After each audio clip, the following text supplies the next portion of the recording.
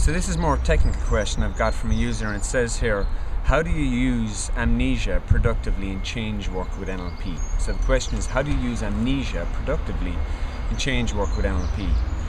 In NLP, as in really people who are really good at NLP, we don't come along and just go, I'm going to use a bit of amnesia here because it's cool or anything.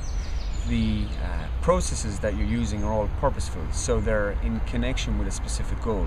So if you are looking at how could you use amnesia productively, I'm presuming what you mean is, what context could amnesia be useful? Well, I'll give you one. If you had somebody who's been through intense trauma, for example, severely beaten, maybe raped, or been abused as a child, something like that, something where holding on necessarily to the memory may not be the most useful thing for them, then inducing amnesia, the process of forgetting and not remembering, so to speak, can be very useful. But the one thing to take into account is you can have somebody hold the memory in terms of, for example, remember what it's like when they went through a traumatic experience and not have the intense emotional reaction that they initially felt. So if you're going to use something like amnesia, you want to think about what's the purpose and what function is it serving in the change. Again, as I mentioned, if you're doing something with serious traumatic work, you can use something like the phasphobia cure.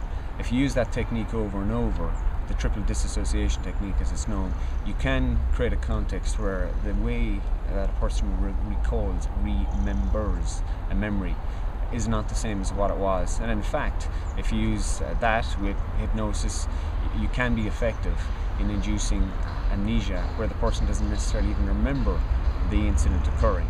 Another context, and much more applicable in terms of any person probably watching this could benefit directly, is if you want to use amnesia productively in change work, is in relationships.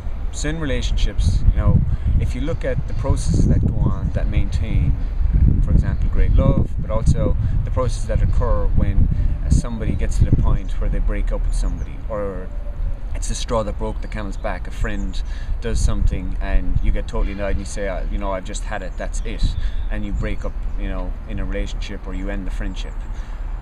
Certainly in long-term friendships and in relationships, what's very good is to focus on all the good things. So if you're somebody who's married or you're in an intimate relationship, having a process that you recall and revivify, which basically means bring to light, to re-experience, to feel again all the good things that have happened in that relationship, all the nice times, all the great stuff, and use the process of amnesia to forget about the bad times. And by that I mean is, the little things that brown you off. So it might be that your partner, they're always leaving their underwear on the floor, or that that they never pick up their socks, or that your kids, if you're thinking about your kids, that they're always leaving the toys out, or whatever.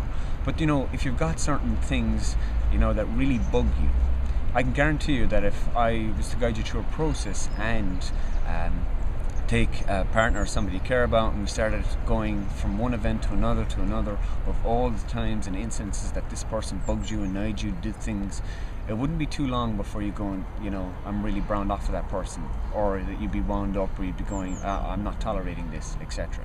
So what we're looking to do is do the inverse, which is to forget about experiences that really aren't that important.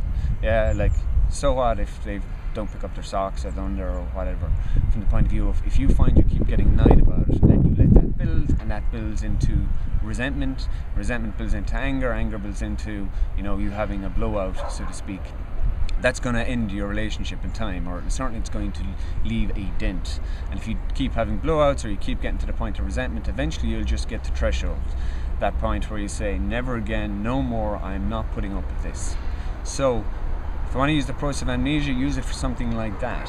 So, and that all means is just focus on all the good stuff, and use an NLP amnesia technique to forget about the things that used to bug you, so that you can remember to cherish the person that's in your life and really have a wonderful relationship.